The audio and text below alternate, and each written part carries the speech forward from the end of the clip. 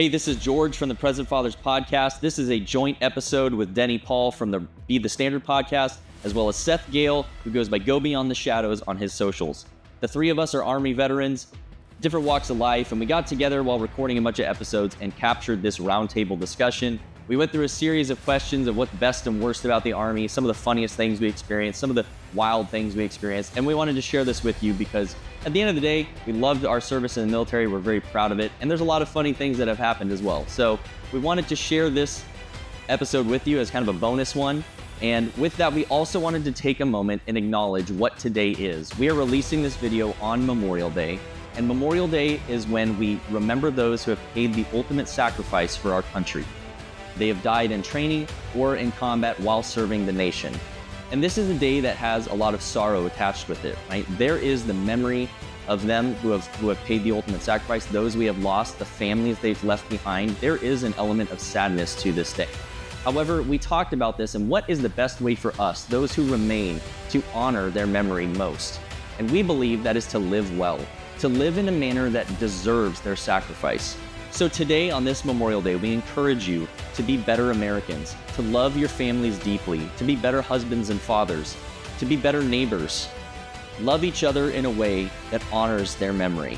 So with that, be the standard, do the right thing, and God bless America. All right, we're in studio with myself from the Present Fathers podcast. I've got Denny Paul from the Be the Standard podcast, and we are joined with Seth Gehle, who is Go Beyond the Shadows on socials. These two gentlemen just knocked out an episode, and now what we're going to do is we got a bunch of Army vets, a couple infantrymen, an artillery officer. We're going to joke about Army life a little bit here and go some roundtable discussion, kind of break things up a little bit. So first question is, what is the worst thing about the Army, in your opinion? So, Denny, why don't you kick us off? The worst thing about the Army? I would say the worst thing about the Army is all of the hurry up and wait, right? Like, okay. I need you here at this time, get there, be there. You get there when you're supposed to, and it's like, yeah, we're not ready for you yet. We'll do what we need to do in a little bit, and then you sit around, and like literally hours can go by, and but you better be ready when it's time when they need you. You better be ready when they need you. It's like when you go to the doctor's office. You know, people get mad when you go to the doctor's office, and it's like you show up on time or like 10 minutes early, and they're 15 minutes past that. And you get pissed. Like, that's the Army in every single thing that you do. Except it's like an hour and a half, not 15 minutes. Exactly. Yeah. So that for me is... Or 15 hours. Yeah. That for me is the worst thing. Okay. Everything else is like, I feel like you just signed up for. True. All right, Seth, what about you? Worst thing about the Army? I was going to say the same thing, but what's the worst part about that to me is, the sergeant major says you got to be here at 10, and then next guy down is like, well, if we have to be there by 10, everybody needs to be ready by 9. Then the company commander is like, okay, well, we got to be ready by 8. We got to be ready by 7. Then you get there at 4 o'clock in the morning for something that you don't have to be there until 9. So that is a big one. This could have been a text. This could have been an email. the formation that takes 45 damn minutes, and you're standing out. Change of command. Change of command. What do they call them now? Ceremonies. Change of command ceremony. Yeah, those are the fucking worst. Holy shit, dude! Standing out in the sun like a battalion or a brigade.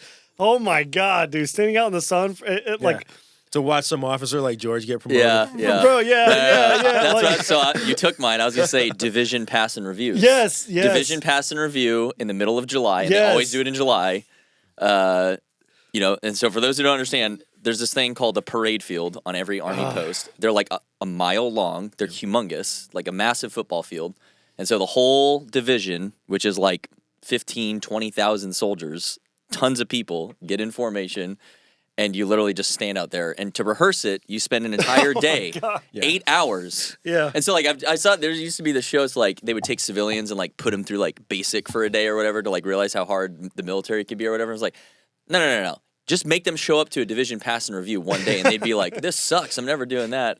That's hands down my least favorite thing about the Army is standing out there for 8 hours. Attention, parade rest. Yeah, the attention parade rest. But what fucking pisses me off about that is when the old officers get up there and they talk about said captain or whoever who's like getting promoted or relieved. and they just talk about all of these accomplishments. It's like, oh my God, dude, nobody gives a shit. Yeah. Like, get out of here. And then they always come up and they always say, I know everybody out here is exhausted. Go ahead and take a breather. And then they go into like a 20-minute rant. It's like, Jesus. Yep. So, anyways. All right. Well, we're pretty unified on that one then, I think. So, all right. Let's flip it. Best thing about the Army. Seth, you go first. Man, best thing about the Army is the boys, for sure. That's one thing I miss. Like, this is also kind of like one of the worst things in a way because, like, when I went to Fort Stewart was my first duty station, and me and my mortar team, I was a mortarman at first. Those were my best friends. Like, man, I miss those guys so much. And we would sit around playing spades every single weekend, drinking spades, just like we went, we did a bunch of training rotations. So the boys, that camaraderie that you get, like the bullshit that you're able to just like kick back and say whatever the hell you want, it's kind of gone away now. But then the bad part about that is when you ETS or you PCS, you go to another duty station. Well, they go to another duty station, and now you never see each other again. So good and bad there. Yeah, I mean, I really can't stray from that, and I'm not going to. I think the best part is the relationships. The best part's your friends.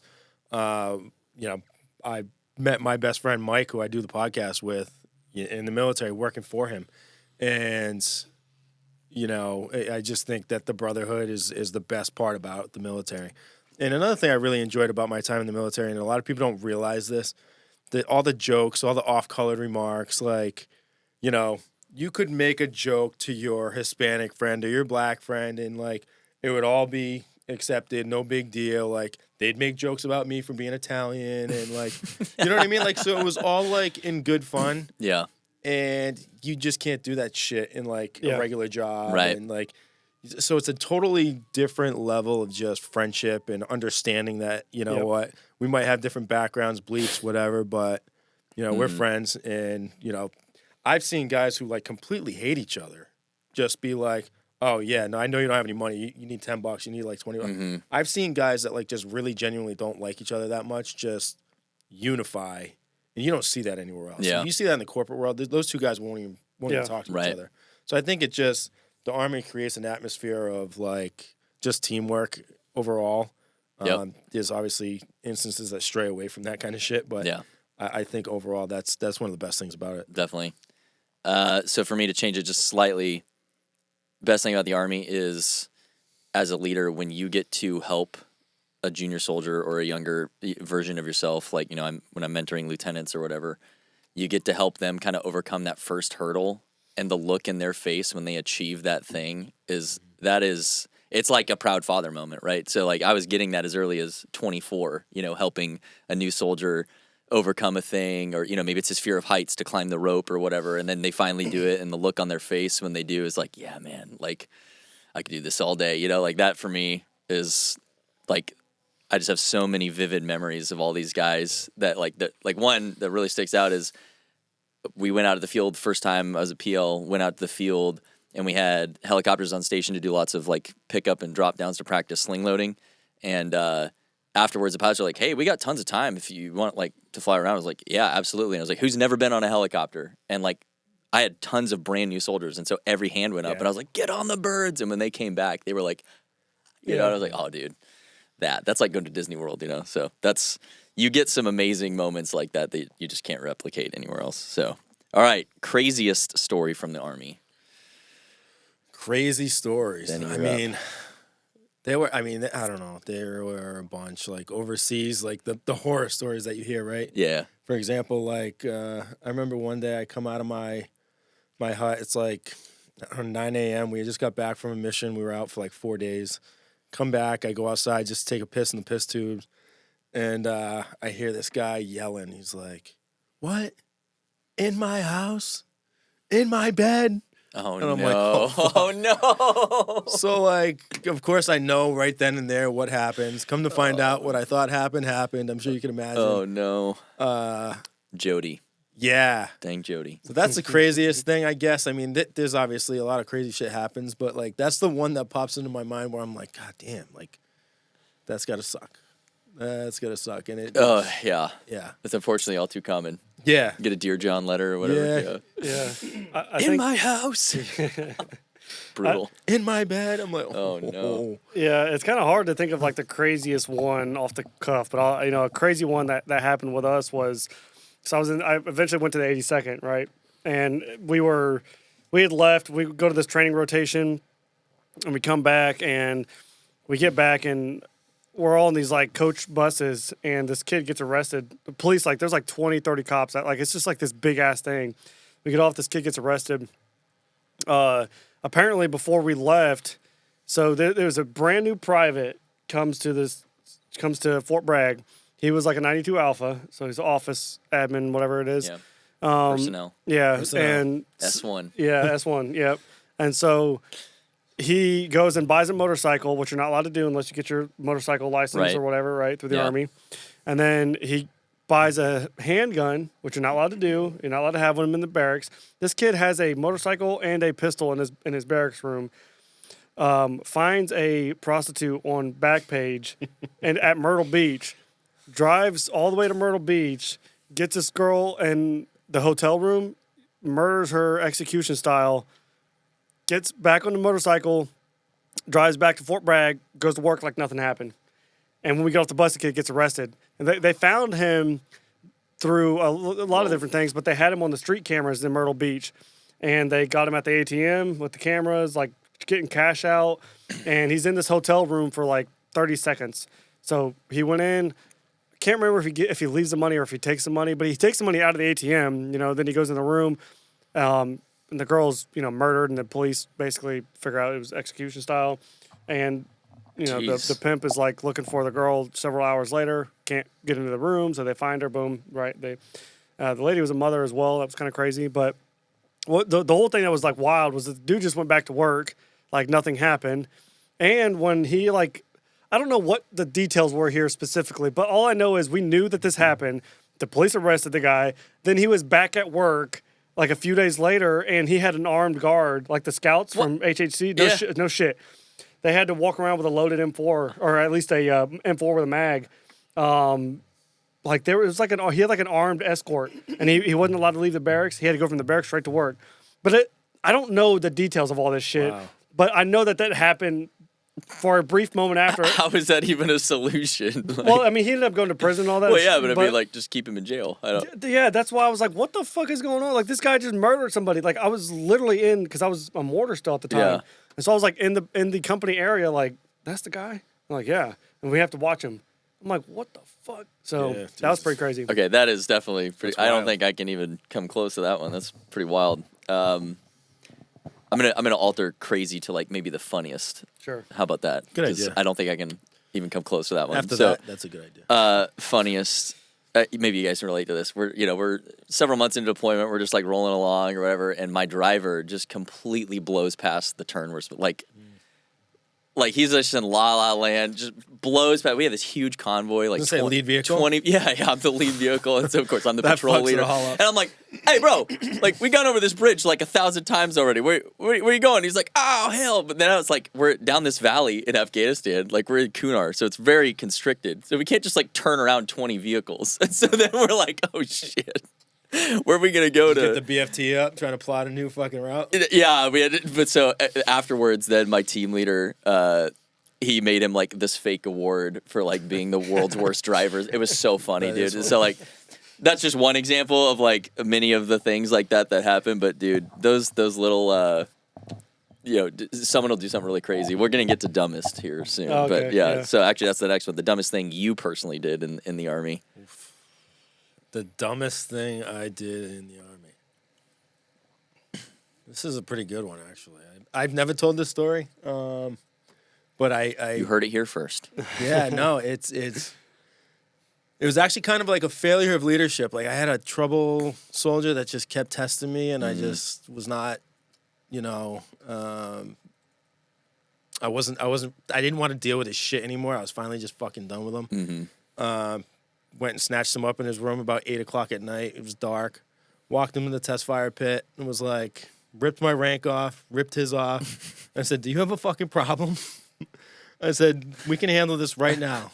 I said, you shoot your mouth off a lot. I'm sick of it. If you have an issue, now's the time. There's no rank. There's no crying to anybody afterwards. But, this shit ends now. You're going to start respecting me.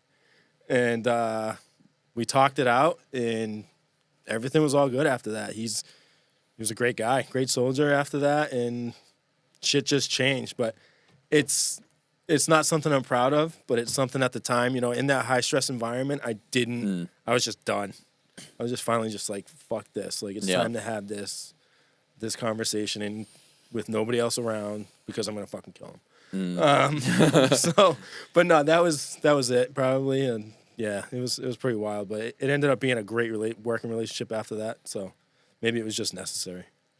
Maybe. Yeah. It's not dumb if it works, right? Yeah, I guess. But it was aggressive and maybe a little too much, but whatever. Yeah, I was the same. I was the same style of leader. I was a bulldog of the platoon. And you have certain things about that you regret, but certain things that are certainly necessary. Anyways, did a lot of dumb shit. Some that, probably not real proud of. Enlisting was dumb. Re-enlisting was dumb. But let me think. Damn, I just had one right on the tip of my tongue. I don't know. I mean, dumb shit. I was kind of clueless. Like when I was in Afghanistan, I didn't know where the fuck we were at. I still don't know where we were at when we were over there. And there was you may not get the humor here, but we were in this meeting.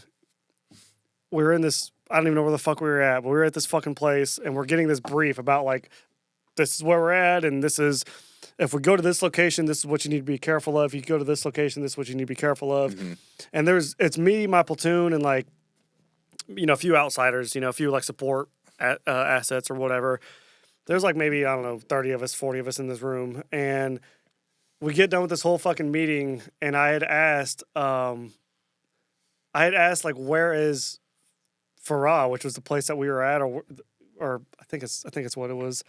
And everybody looked at me like I was a fucking idiot in the room because they were like, we are in Farah. Like, this is where we're at, you fucking idiot. And I was just like, it'd be similar to being in like dead center of Nashville and being like, hey, if you go up this way, here's Main Street, and And so I just, and I was a team leader, but I was just oblivious to like where we were at. And I had a tendency to ask like just dumbass questions. And so I got that response quite a bit. So, dumbest thing I ever did. I mean, that definitely not the dumbest thing. I'm sure there's other good examples, but that was a very dumb moment on my part. Your blonde moment. Yeah, for sure. We've all had those. Yeah. Mine's pretty easy. Just double no going land nav at Ranger School. No big deal. So that's about the dumbest thing I could have done. Yep. Yeah, there you go. Pretty dumb. Yep. I honestly didn't really do anything that like stupid in terms of come on, you're an officer or whatever. I mean, drinking until 4:00 in the morning and then doing a PT competition is pretty dumb. Yeah, I did that plenty of times. Okay, well, I'll put that up there. Getting home post deployment and thinking I could drink like I did in college. Yeah. Whoa, yeah. Asked my wife about that next day for me. That was a joy. That's probably one of the dumbest things I've done. Yeah. Toughest lesson you learned. In the military? Yeah, toughest lesson you learned from the Army. But like, and when I say toughest, like it was a hard to swallow pill, but it's one you really needed type of thing. I think for me, it's go ahead. I'll go back off the back of failing Ranger School, right? Like I thought, oh, my career's over. This is going to destroy me. And the lesson was, well, everything's earned, nothing's given. And I had heard it, but to have to actually live it, and I was like, okay, this takes a new meaning. And you're not that special. You're just some guy. Yeah, it's a giant machine. No one really prove it. Show up and prove it. And so ironically, that ended up being like probably the best thing that happened to me. It was pretty dumb at the time. Like, hey, got to be able to land nav. That's pretty embarrassing. But no, that hard to swallow pill of like, hey, you know what? This has happened now. I have to own it. I can't make excuses. I got to show up and work. Yeah. And that was a very tough but needed lesson for sure, 100%. I think for mine, I would say when I joined the Army, I especially being in the infantry, I thought it was like running and gunning, killing like everybody's like ruthless, savage warrior beasts. And it's a good thing that it's not like that. But because, the Army is changing I think there's good and bad in it right now.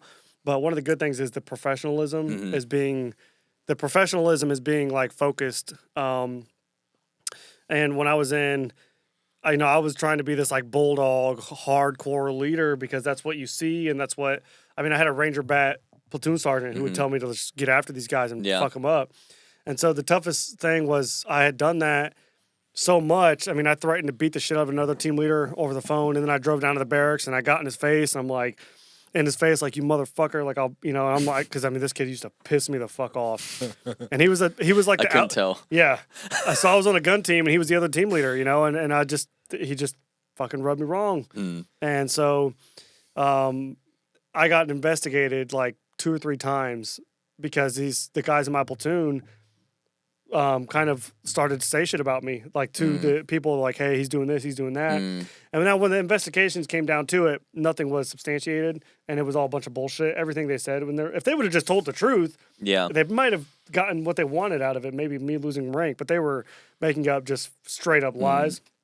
But yeah, that was a very tough lesson that I had to learn, was that the Army is more impressed with a professional. I was so focused on, like, if I get mad, that means I care. If I get mad, like, that means I'm fucking pissed off, and I'm a great leader because I'm so mad about what's happening, that because we're failing or we're doing this or that. But really, what's impressive is like that stoic, like it's just like we talked about last night. The disappointed dad routine works a lot better. Yeah, that, and well, just the overall, like, not letting your emotions show. Emotional leaders, that there's a difference in emotion and passion, right? Yeah.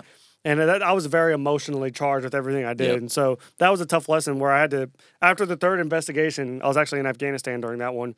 I was like, okay, I need to step the fuck back because I'm about to lose my career, possibly like ruin some things in my life. So Yeah. that was a tough lesson. Yeah, toughest lesson for me, I was at E3. I showed up, or actually I didn't show up for drill one month, in the Guard. And I show up the following month. And what's funny is I skipped that drill that month, and I knew they'd be looking for me. They sent like the police looking for me, and like they were coming to get me. And so I skipped drill that month, showed up the next month. My first sergeant calls me into his office, and he just looks at me and he goes, "What the fuck is your problem?" And I'm like, "I'm sorry, first sergeant. I won't do it again. Whatever." And he goes, "You're fucking right. You won't do it again." He literally jacked me up against the wall, and was like, "You got to get your fucking shit together." And he's like, just like built me up, said all these nice things about me, that I could be a good soldier, and he sees things in me, and all these things. And he goes, "I'm promoting you this month." He's like, "I already had the orders written up." He's like, "I was gonna fucking throw them out. I wasn't gonna promote you." He's like, "But I'm promoting you this month, anyways. Don't fuck me over like that again." And it was like, that was just a tough lesson. It was almost like a lesson of like responsibility and be a fucking man, dude. Yeah.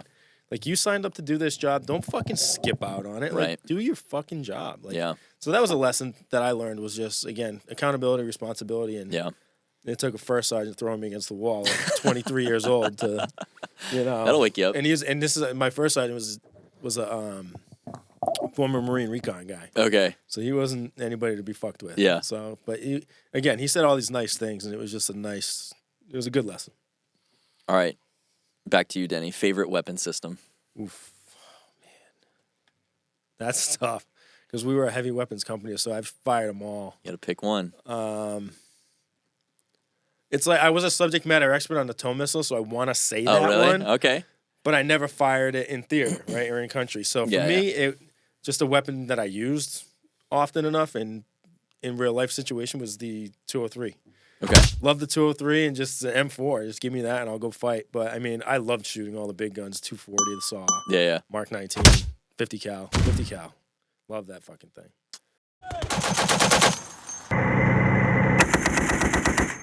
But, from experience and actually being able to fire it, I was always on the ground in firefights and stuff, so I never, as a gunner, got to fire those weapons in theater. So it was just, I don't really have experience shooting all of them for hours and hours. It doesn't have to be the one you experienced, it's just the one you like the most. I know, it's just, I don't know, I kind of feel like a fraud just saying anything else. But, for me, I guess 240. Okay. Love that weapon system. It's a good one. Yeah. Yeah, 240. When I switched over from being a Charlie to Bravo, for my last few years, I was on the machine gun team at first, and lot of good memories running and gunning with that thing. I mean, Yeah. I was the AG, so I didn't really shoot it that much, but just being there, like, it's hard, especially on a weapons asset or a weapons squad when you're off the objective watching it all happen Yeah. and you're laying it down and then you see the helicopters come in and dude, it's just a fucking awesome. Yeah, you get to awesome watch time. the show. Yeah, so the 240 just does that. So that's I was gonna kind of cheat and say 2 because I kind of have to. So 240, I love that thing. So Or the Gustav. when I was deployed, I got to, as a lieutenant, I got to be a gunner a lot of the time because the type of team I was on, there's just like everyone had rank. So it didn't matter who you were, you're rotating positions. So yeah, I popped my cherry with a 240. That's what I shot first. I was like, okay, this is awesome. And like afterwards, actually, this could go back to the dumbest thing I've ever done in the Army. Afterwards, all the brass is all over the turret, right? And I'm like, Sergeant Berta, that was just my driver. I'm like, what do I do with all this? He's like, throw it the fuck off the truck, sir. And I was like, oh damn, all right. I was like so naive about like what to do with the dunnage. Yeah. So yeah, that was a blonde moment for me. But I love the 240.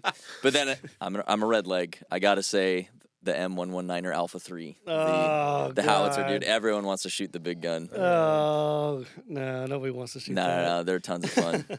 Do you ever get to shoot one? I never did. You ever get to sit in the gunner seat and pull the... Never did. No, I never had a desire to. Change your life. Same. Yeah. No, stand right by a gun and you feel the shockwave go out of it and through your chest. That's why I wanted to be a Bravo, because I was a Charlie. buddy. I hated being a Charlie. I wanted to get in there. And what's funny too is like a lot of my friends who know I was an infantry guy, and even other infantry guys, like they just think I'm like this gun nut that knows everything about guns. Same and, here. like, like even when I was in, I was like, oh fuck, we have to go shoot fucking whatever. I'm like, that's like, because we the just army fucking shot the these army things. can Like, make shooting not fun. Yeah. well, that's right. Yeah, because and that's the part of it, the dunnage part, right? You fire, you gotta go clean all that shit. Yeah, up, yeah. and it's like fuck, it's not fun. Right. Exactly. All right. Favorite MRE. Hash browns, the new hash brown one that came out recently. I didn't even know that was a thing. Yeah, it's like maybe a What couple are these years new old. MREs? Yeah. It's Sounds like a lot better than what. It's a hash brown. It comes with I don't know if there's actually any meat in it, but it's like hash brown cheese. No, there's meat. Yeah, there's like I don't know, some Mystery meat. Yeah, some sort of mystery meat in there. But it comes with cheese. You mix it all up. It makes like a real nice breakfast bowl. Yeah, That actually sounds really good. It Mine was was good. the chili mac. Okay. Chili That's a mac. solid one. Yeah. Cheese tortellini for me. Oh, Really? hell no. Yeah, dude. Because you Hell can't no. mess it up. That And shit the is sides, disgusting. the sides in it are epic. The sides are good, but that shit is disgusting. You I would need it take cold. a shitty It never MRE bothered that me. I knew had good sides, and then the one with the meal, and I just try to. Yeah. You know what I used to do is I would take the crackers and I'd say, hey, who wants a Pop-Tart? Or I'd take like some shitty Yeah, snack, like yeah, the cheese or not the cheese, but Always there's bartering MREs. and I'd throw it at him, and I'm like, oh, that's fucking crackers. I'm like, yeah, bitch. Yeah. Suck it. All right. Biggest surprise of what Army life is actually like versus, reality versus your expectations before you like really got to the force. A couple things for me was, so one thing real quick was everybody's normal. Like, I think a lot of people think that when you join the military, you're going to this like faraway planet where like everybody's a hero. Right. It's like, no, this guy's just he's the same thing he does at this corporate 500 job. He's just doing it for the federal government here. The second thing I would say is the drugs and steroids surprised the hell out of me. Like my first weekend at my unit at Fort Stewart, some guys found out I was from Ohio. So it's like, hey, boom, he's from Ohio. Let's see if he wants to hang out with us. So we go to the strip club on a Wednesday night. It's in Fort Stewart, Georgia. It's the Silver Dollar, but we all called it the Rusty Nickel because it was disgusting. And I get there. I feel like, hey, real quick, there's got to be a silver dollar outside of every Army post. Yes, there 'Cause is. I swear there's other posts I've been to where they're like, yeah, it's the silver dollar. That's probably where they're getting in trouble right now. Yeah. So It's like a franchise. Right. It's disgusting and it smells terrible. Anyways, they have all you can drink beer on Wednesday nights from 8 to 10 from the tap. And so we were getting smashed, right? And I'm sitting here and I'm wasted. And my buddies are like, because we have a PT competition every Thursday, or we had like combat PT on Thursdays. Sure. So they're like, hey, Gehle, it's like 2:00 in the morning. Like, hey, we're going to go do some coke. Do you want to go with us? And this is my first weekend on active duty. And I'm like, no fucking way. Like, what? Mm-hmm. And so we go back to this kid's house and like 4 guys were like breaking down some coke and just, and so we go do this PT competition. Don't do drugs, kids. Yeah, don't do drugs. So we go to this PT competition, and I'm still feeling like shit because I didn't do anything. But like my mind was just blown, and that would continue to happen. I was at Fort Stewart. You can Google this. It's like 2015. There was a PFC who was connected with the cartel and also had like sergeant first classes, like higher leadership in our unit. that was helping him traffic cocaine. Oh my gosh. And he has this picture. If you Google it, there's this picture. He's in his barracks room, and there's just like bricks of cocaine. Yeah, Holy shit. yeah, that was crazy. I feel like I heard about that. That's like something out of a movie. It is. It is. Yeah. God damn. Yeah, I'd say a lot of it too, similar to that, would be the drugs. Like every single time we did a PT test, somebody was getting kicked out. Yeah. Or not a PT test, I'm sorry, like a drug test. Yeah. Every time we did a PP unit test. drug test, it was like somebody got kicked out. Yeah. And it's like, I went into it thinking like, oh, you know, when people get into the military, it changes you in the sense of like that type of a life is behind me. Yeah. You know what I mean? But people get out of basic training and they go back to the same fucking person they were. Yeah. The military does not change you. It just puts you in a different environment for you to either function the same way or learn and be better. Right. And the people it's surprising, I think, and people would be surprised to know how many people just function the same way. Yeah. With the steroids, with the drugs, with the this. I mean, when I was overseas, I mean, half of my fucking platoon was on steroids. I know exactly where they were getting it, how they were getting it. I know who was on. I know, but it was crazy. It's surprising. Yeah. And people would be shocked. Yep. You know. Yeah. So for me, y'all are gonna laugh at this. So I don't really come from a military family. Like I think the last person to like willingly serve in the military was like World War II for my both sides of the family. So I didn't really know much about it. I didn't know what an officer was versus just enlisted. I had no clue. But I was like, well, I'm gonna go to college, so I'll do ROTC, and I want to serve my country. And so I was like all motivated about that. I had no idea what that meant. But, they got me with all the recruitment stuff. Yeah, you're going to, like, jump out of planes and airborne ranger, all that kind of stuff. And I was like, oh, hell yeah. So when I got to ROTC, starting, I was like, yeah, dude, when do we shoot? And they're like, once a year. And I was like, what do you mean once a year? I thought this was the Army. And so, like, yeah, I was like, after about a year of it, I was like, I should have enlisted. What am I doing? I should have just gotten straight into it. But, yeah, that was like the most massive disappointment where you basically just do nothing for 4 years. And I was like, I just want to go do Army stuff, Yeah. But, and then kind of getting to the actual Army, the unit I had showed up to, I think we were talking about this. They had just got back from a really rough deployment. Or no, we were talking about this. It was a bad deployment. Like they lost a lot of dudes. That last night. So when I showed up, it was like privates would like talk back to me, like like I was the lowest person, like for real, and it was just like the like I knew I needed to show up and just shut up and work hard and all that, right? Like I'm not special, whatever, but it shocked me at just like how like everything really was for all these guys because it was like still raw for them, and we were already going back. I think it was only like 9 months since they'd come home. So we were already on like getting ready to go again. So I think there was just a lot of tension across the board. And I was kind of like questioning my life choices for a while. Like when I first showed up, it was like, whoa, this is a lot different than I thought it'd be, Yeah, that was I had to like grow up quick in terms of like, whoa, these guys have been through some stuff, Yeah. It's one thing to kind of like hear about it, and it's another to like be in it with people and recognize that, they've got some intensity about them here. Time to grow up, bro. All right. Coolest thing you got to do. Coolest thing you ever did. Coolest thing I got to do is, I was telling you about this last night, was we were part of a provincial reconstruction team, or a PRT, and we were basically the security force for that, where we had civil affairs guys, we had healthcare professionals, we had agricultural team. And we'd go into these villages and kind of figure out what the needs of that village were and how we could help in all those areas. So we would secure the village, they'd go in, then we'd secure their exfil. But the coolest part about it was our senior enlisted and our commander of the PRT were both SEALs. Yeah. Okay. And we were also had SEAL Team 8. 4 guys from SEAL Team 8 were on our FOB who would work at night with the Polish Special Forces because the Polish... They owned that battle space, so they owned our FOB. And so we worked with SEAL Team 8, and they came out with us whenever they wanted to. And we got to do some pretty cool shit because of just being in their company. And sure, I've been able to foster some really awesome friendships from working with those guys. Yeah. I got one of them coming on the podcast this summer. That's so cool. He's retired SEAL. He did like 28 years, maybe 30, I forget. But... just a badass dude. He worked with Jocko. Nice. He was on SEAL Team 2 with Jocko. So he'll be on the podcast in July. And just working with that caliber of guys was just awesome. That's the coolest thing I did. Oh, yeah, man. I bet. Coolest thing I ever did, probably like I would go off impact wise. Going to Africa was really cool. Spent a month in Chad, training their like the Chadian nation. There was like Boko Haram was like invading or pushing or whatever. It was really humbling because we were training all these guys, put them through this routine, taught them all the battle drills and all that shit. And these guys are just a ragtag army, you know? Mm-hmm. And so it would be like, give me your 10 best from every state in the United States. Like, that's kind of like how their army is. And then the day we were done training, they loaded up on the back of these like 2-ton trucks or 5 tons or whatever and drove 2-3 hours to go fight. Like, they were literally leaving right there to go fight these guys. And it was like, they were crying, they were emotional. We were giving them like, we'd give them a pair of socks and they would just be like, oh my God, like, how can I repay you? You know, that whole month that I spent there was really cool to be one of the most poor countries in the world and see how happy in the community that they were, like how they took care of each other. There's definitely some dark parts of that as well, but for overall, like, it was just a really cool, really, really cool.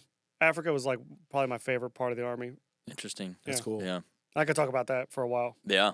Clearly, I can tell like how much it meant to you. Yeah, that's cool. You definitely get to do it. Is wild, like the experiences, the things you get to be exposed to through the military. Like, they're not all bad.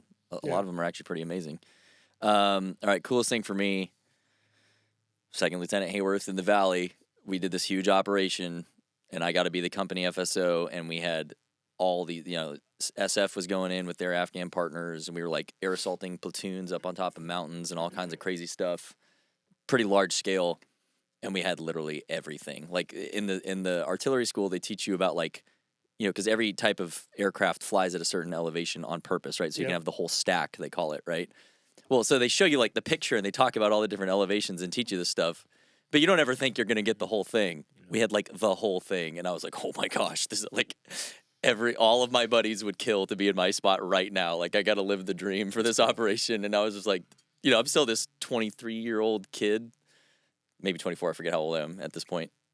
Maybe it's 24. Anyway, but we had everything. And like at one point, the SF JTAC had 4 A-10s doing gun runs like in a row, just repeatedly down the valley. And I was like, all right, and I had Apaches like coordinating everything. I was like, okay, this is, with my radio, I get to make all of that happen. I was like, all right, this is pretty awesome. Like, and even the company commander, he was like, you better enjoy this because you're not going to get to do this probably ever again. And I was like, yeah, roger that, sir. So that's awesome. It's pretty cool. And we had mortars, so I had like mortar team with me, and I was in charge of all of it. It was freaking cool. It was like when you get to, we were joking about this, right? Like when everything comes together and all the mass effects and stuff. Like I gotta like see it really happen for real, you know. And then I just felt really lucky in a sense. And I know for people like, okay, people at home maybe don't get this, like. It's like if you're a football player, right, and all you do is train, and you never get to go play the game, like it's boring, right? Like you train that hard to go play. Soldiers are the same way, right? You train that hard to go do the real deal. Like you want a chance at doing the real deal. You want to play the game, right? Yeah, and so like I got my moment, like Friday Night Lights, you know. And that's awesome. Yeah, it was like to watch it all happening. I was like, all right, this is pretty cool. Like I get why people stay in and keep doing this stuff. So last one, what are you most proud of? From your experience, something you did, something you guys accomplished. That I've accomplished, and I wouldn't have accomplished it without the military. Is I'm the only college graduate in the history of my family. Heck yeah, man! So to be a college graduate, you know, that's something I'm extremely proud of. And like I said, without the help of the military and paying for my school, it probably wouldn't have happened. Yeah, so that for me is probably the biggest one. It's awesome, dude. Yeah, I actually resonate with that. Same here. I'm the only person in my family to graduate college. So because of the Army, served and then got out, and I just graduated last September. But the thing I'm most proud of, I guess, you know, just I kind of go back to Africa. Like being in Africa was such a cool moment. Just being a part of like being in these third world countries. And being able to represent, like what's crazy is when people see the American flag, what it means to other countries versus what it means to Americans, you know? In America, people just don't appreciate what they have. And so when you go to these other countries and they see that fucking flag, they're like, oh, that's the good guy right there, you know? And they're just so, they know what it means. It means happiness and freedom and water and food and safety. It means all of these different things to all these other countries. And in America, it doesn't mean that. And so it's taken for granted here. it is. And that's what I'm most proud that I'm able to I was able to go to these other countries and represent this organization, this country in that light and do good things for the African people. I went to the Dominican Republic and did some stuff there too. And, but specifically in Africa, it's like, I remember going down to this village and there was, they called it like the tree of life. It was like this massive tree, dude. It was insane. And there was this like little village that kind of surrounded it. And there was like a big river. And I go down there and there's these kids and I pull my phone out. And these kids, I don't know if they've ever seen a phone before. Yeah. And I show them, like, I'm opening up my camera and they're all looking at themselves. And I'm thinking to myself, like, they've never seen themselves in a camera. They've probably only ever seen the reflection in the water. So, you know, to think like that I was able to like kind of, I don't know, give them that gift of that little bit of that I was able to do for them. It was just really cool, man. Like that, when you're able to impact somebody like that or a country, and you get to see the impact. Because, like I said earlier, we were training their army, and after we left, they actually, like 6 months later in the news, it popped up where it's like the Chadian nation had fought off Boko Haram, and so I was like, oh shit, like I was a part of that, you know? Yeah, and that's awesome. It worked. Yeah, it's cool. Yeah, it's cool to see that impact, and Yeah. like I said, when people see the flag in other countries, how much it means to them. Yeah, that's a great point, bro. The thing I'm most proud of. It has nothing to do with me. Like, it's not my own accolades or any of that kind of stuff, right? Nothing I personally accomplished. I'm most proud of just all the amazing soldiers and junior officers I've had a chance to lead and be a part, like be an influence in their life, and then like seeing them take it and multiply it, you know? Like I have privates who were in my platoon when I was a platoon leader are like sergeants first class now, still in the Army and stuff, you know? And like, dude, that like fires me up that like, hey, I was their first leader. Like I showed them, me and my platoon sergeant set a culture that like showed them what right looks like. And a lot of those guys have had outstanding careers from that, you know? And it's like, has nothing to do with me. Like they took it and they made it what it is. But like in the same way where you got to play a small part in that to be that small source of goodness for them to get them going in the right direction is like just immensely rewarding for me on a whole different level. Like graduating a school or something has not, like having some new badge wouldn't mean anything to me versus like what those feel, you know? Yeah. So yeah, kind of end on a little bit of a feel good one there for me, but that's what it's about. I think, you know, that's real leadership in my opinion. Real leaders create better leaders or more leaders. Yeah. You're training a replacement. Yep. Like, and I've told this too. Like I had I'm in the Guard now, and you know he was my XO, and I was like, dude, I can't believe you have no like active duty experience because like you are so squared away. You have so much presence. Like if I was half the lieutenant, I would have been like the best ever, you know. And like to just like be able to help someone like that even smash their new levels just is, I don't know. It's just. That's what it's about. Like, I'm like, you're going to be a better commander than me, probably. You know, I mean, like, that's the point. Yeah, and that's what it's about. Yeah, I love it. That's cool.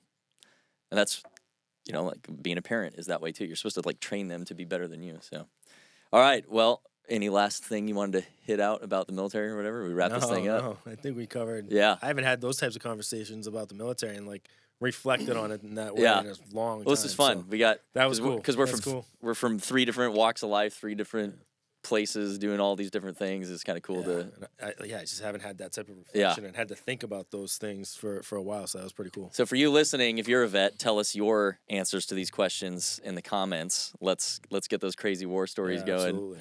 And love your soldiers. Do what's right. We'll see you later. Oh, gee.